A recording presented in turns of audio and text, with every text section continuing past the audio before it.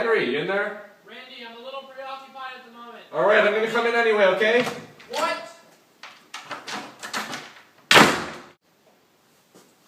What is all of this? Why do you have it all set up in your office? Randy. What is that? Randy, please do not touch my equipment. This is a radio broadcasting studio. Okay, what's this box? This is my radio broadcaster, which allows me to put my signal out and let everyone listen to it. Oh, okay, Mr. Radio here. Alright. Randy, I'm in the process of setting up for a broadcast. I'm very busy right now. Okay. If you want to, you can take a seat and watch how radio broadcast works. But I need you to be quiet. Okay.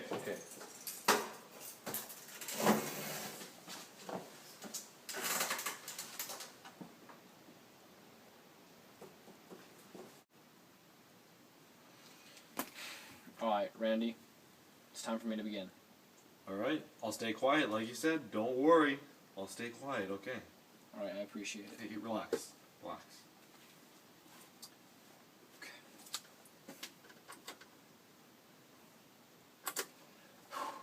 Hello everybody and welcome to the Henry Alexander Talk Show. I'm your host Henry, and today we will be reporting daily news. In recent weather, it has been shown that there is an 80% chance of rain through next Thursday. After that, it seems as if there is a 20% chance of clouds and possible rain all until the next Sunday. It seems that in recent news, a business owner in the downtown district of LA has been caught illegally selling alcoholic beverages in his family-owned restaurant. The business is going to be closed by the city. It's a tragedy that he went against prohibition law. In other news, it looks as though there was a mysterious fire that happened in downtown LA. Currently, there is no new news on this, but if I get any updates, I'll be reporting again tomorrow. I just want to say thank you everyone for taking the time out of your day to listen to this show, and I really appreciate it. That was Henry, logging off. See you again later. How do you think I did, Randy? Well, I mean, it was your first show. I mean, I'm going to say they did a great job because I'm your friend, but you obviously didn't do as well as you could. It's your first show, you're nervous. You got to think about all the stuff and all these things that are factors of how well you actually did in the end. And honestly, it was a pretty rough start. I mean, you were too casual with the audience. You said there was a, what is it, 20% chance of clouds? What is that? Clouds are clouds. There's no chance of clouds. What are you saying? But, I mean, it was your first show. Look, you try it again next time. Let's see how that goes. But, honestly, I see yourself getting somewhere here.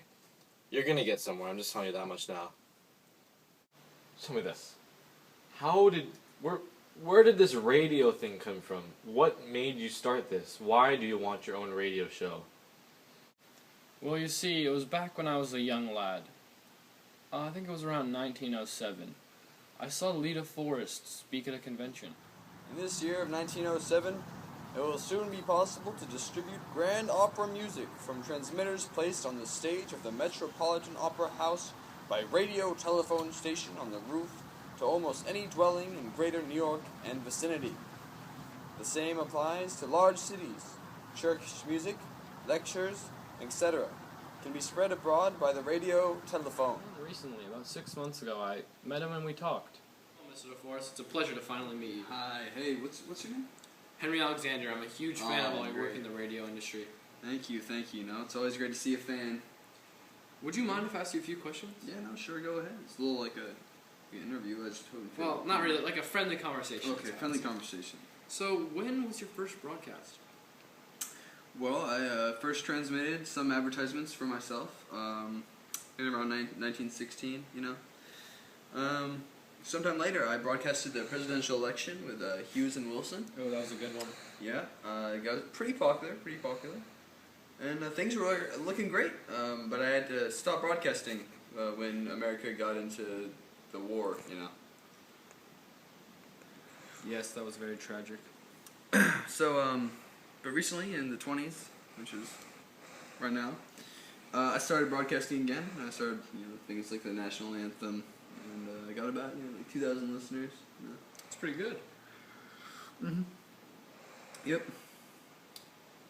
So how does this radio business even work? You mean like the science behind it? Well, I mean the science and everything. What is a radio? Well, a radio. Well, I can You should know what a radio is by now, considering. Okay, so excuse me. You know, I'll tell you about the science behind it. Yes, I Yeah, okay. appreciate that. Well, you see, radios were vastly improved in the 20s, as you know. The amplifying vacuum tubes revolutionized radio transmitters. Correct me if I'm wrong. A vacuum is a thing with no pressure, an area, or just something without any pressure inside. Exactly. So I myself, I improved the radio by placing a screen or the grid electrode between the filament and the plate electrode, and that made a triode, which I patented. And after the improvements, radio became wildly popular. I did not understand a thing you just said. You shouldn't have. I'd be scared if you did. Jokester as always. So, it got more popular after you could actually hear it. So, my patent was bought by the Westinghouse company, and they further improved the radio. Well, thank you very much for taking time on your busy day to come and talk to me. I really Hey, no appreciate it. problem. It was okay talking to you. You know, It was a pleasure. yeah.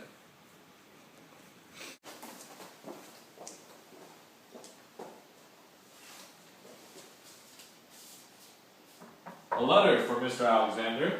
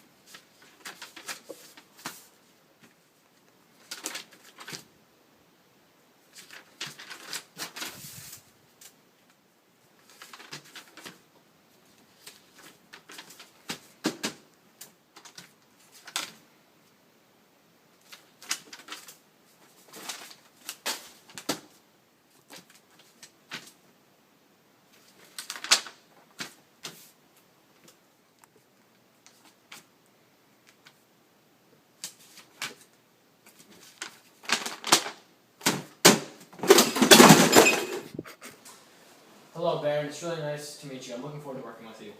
Baron. Baton. Okay, Thank you. excuse me. Thank you. Well, Baton. Before we begin, I'd just like to tell you that we're going to broadcast this citywide, and that if you have any questions, feel free to ask me. We're going to go Wait, did you say citywide? citywide, yes. We're going to go live in about 30 seconds. Okay. That's a pretty big guy, huh? You're a big guy, huh? A big guy? I'm the bee's knees. Let me put this in words you can understand. You take a beehive, right? Alright, we're in a beehive, right? You got all these bees. Now, take the queen bee. Queen bee, looked up upon. Yeah, queen bee, ruler of the bees, All the right? bees, Big yeah. bee. Big Now mama. take the queen bee's mother. Okay, queen bee's mother. I don't know where we're going Now, with this. ruler of a ruler. You get me? That's a double She's ruler not right exactly, there. yeah, okay, I follow, sure. Alright. Now take the guy who impregnated the queen bee's mother. That's me. I'm that guy. Okay, whatever, man. I'm a big deal. Okay, I get it, you're a big deal. You got a big show, citywide, yeah. Yeah, alright? Yeah. Okay. Alright, 5 seconds. You ready? Yeah. Alright, if you want to do a quick exercise that helps me calm down, just copy me. No.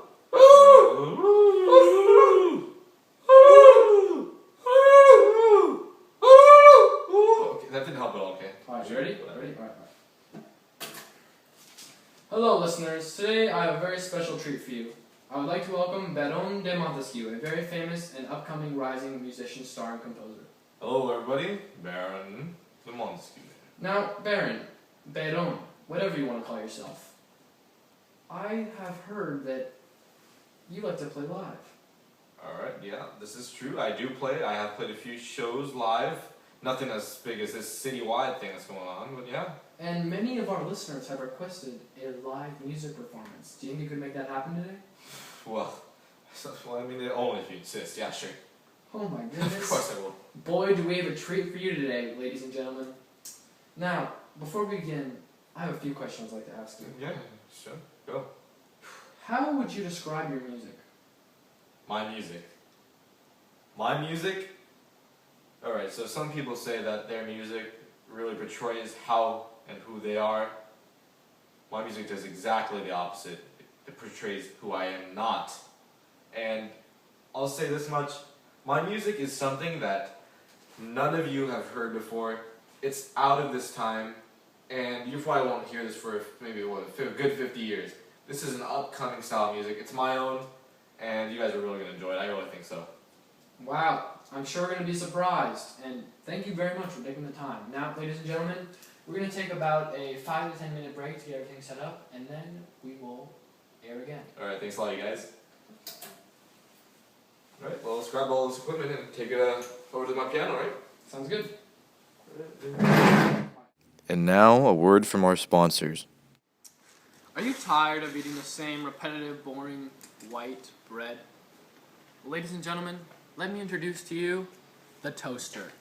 This device changes bread into something completely different, something that will blow your mind. Insert the bread into the compartments, press the start, get this plate ready, and voila! A delicious, magical treat, crispy and fresh. Mmm! Looks delicious. And now back to your scheduled program. Alright, to all the listeners out there, this song is dedicated to both mine and Henry Alexander's. Thanks for having the show. This is all dedicated to our future success in both music, radio, and the film industries.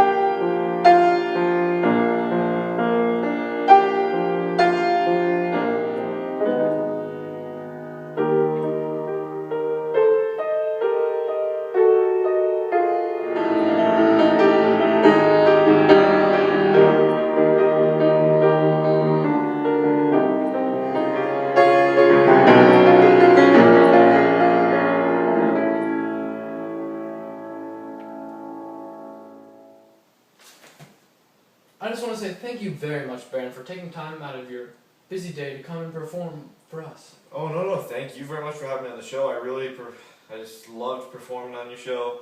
Live performances are what I do. But tell me, what did you think of the music? How did you think it was? It was amazing. It is like nothing I've ever heard before, and I'm sure all the viewers, all the ladies and gentlemen, will agree with me on that.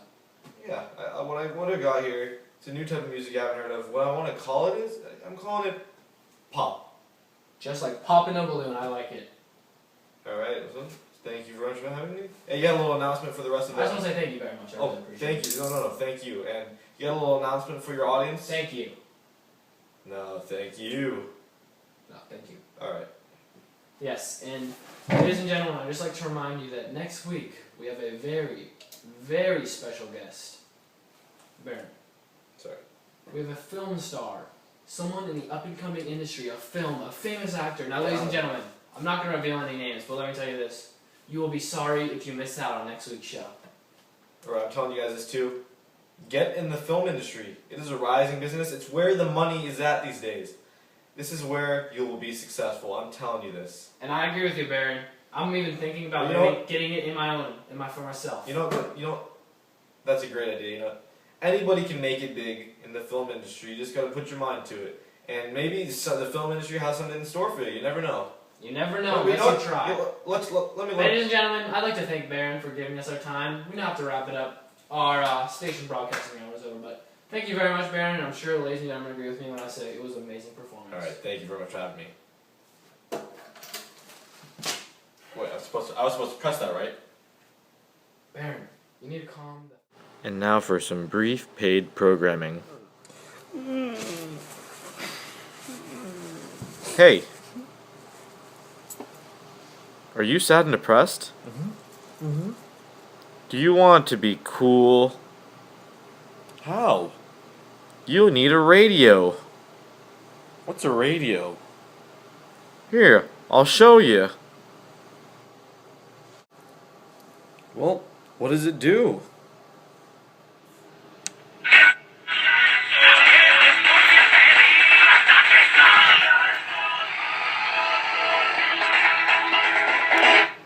Wow. Thanks, mysterious voice. This radio has really made me so much happier. All of you guys should buy one today. Hello, ladies and gentlemen, and thank you for tuning in to Henry Alexander Radio. Today we have a very special guest on the show. Ladies and gentlemen, please meet Charlie Chaplin. Hello, everyone. Charlie, tell us a little bit about yourself. Well, my name is Charlie Chaplin. I began to get into the movie industry as a child in the 1880s. Ever since, I've become a director and an actor in many films. Charlie, can you explain the film industry a little bit for our listeners? Most film industries at the start occurred in or near Hollywood on the West Coast, although some films were still being produced in New Jersey and in Ontario on Long Island. Most people are unaware that the film industry is blooming at its highest right now.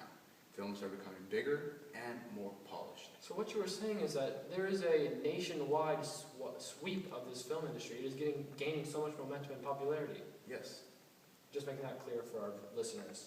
So where's the origin of this film industry? Where was this created? The origin of the film industry is in Hollywood, actually. Really? Yes. Just in Southern California, right near where we are right now? Yes. All right, Charlie. What is the most popular genre of films today? Oh, the most popular genre in today's society are horrors. There's also some gangster and crime films. There's mysteries and comedies. There's also some. They also go from sexy melodramas to biblical epics. Now, Charlie, this is more of a personal question, but when you are filming a silent movie, what do you do to help portray your emotions? Because I understand that you can't talk. So how do you let the viewers understand how you're feeling? Oh, well, we make face expressions, actually. We go from happy with a big smile on your face, and that pretty much tells the audience that you are enjoying yourself. And you can also be angry, and you can look tough or have, really strong. So it's all facial expression and body composure? Yes. Okay, that's very interesting. I never realized that. Charlie, who are some fellow producers in this film business? Right now, we have a few, but the most important ones and the biggest ones are Fox, Universal, United Artists, and Warner Bros. So Charlie, how does this film work? Well, films are usually a series of images put into a projector, and all of them are flashing rapidly. These are thousands of images flashing rapidly, making motions. So it actually makes all these pictures into a movie in a sense. Yes. So movies are actually just pictures meshed together. Yes, that's correct. I never realized that. Thank you for taking the time out of your day to come and help all of our listeners enjoy film. Oh, I would love to do it again, actually. Thank you, I had a great time. Ladies and gentlemen, Charlie Chaplin. We are now going to sign off. Just remember to tune in next week when we have another guest appearance.